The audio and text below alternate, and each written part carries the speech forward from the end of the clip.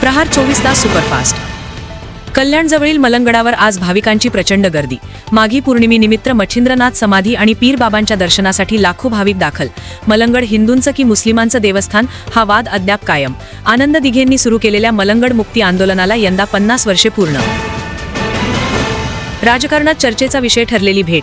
शरद पवार गटाचे आमदार जितेंद्र आव्हाड यांनी घेतलं अजित पवारांच्या अस्थि कलशाचं दर्शन. याच निमित्तानं पहिल्यांदाच आव्हाड ठाण्यातील अजित पवार गटाच्या राष्ट्रवादी कार्यालयात दाखल. पालघरच्या बिडको परिसरात भीषण आग. ड्युरियन फर्निचर कंपनीला अचानक आग लागल्याची घटना. अग्निशमन दल घटनास्थळी दाखल. आग आटोक्यात आणण्यासाठी शर्थीचे प्रयत्न सुरू.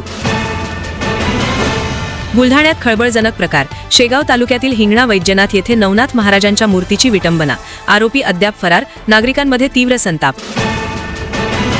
धनगर आरक्षणावर भाजपचं स्पष्टीकरण. एसटी आरक्षण भाजप सरकारने नाही तर न्यायालयाने नाकारल्याचा दावा.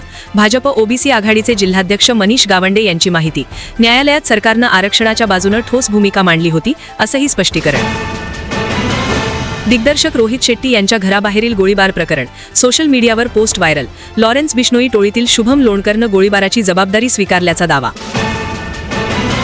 कोल्हापूरमध्ये भक्तिमय वातावरण.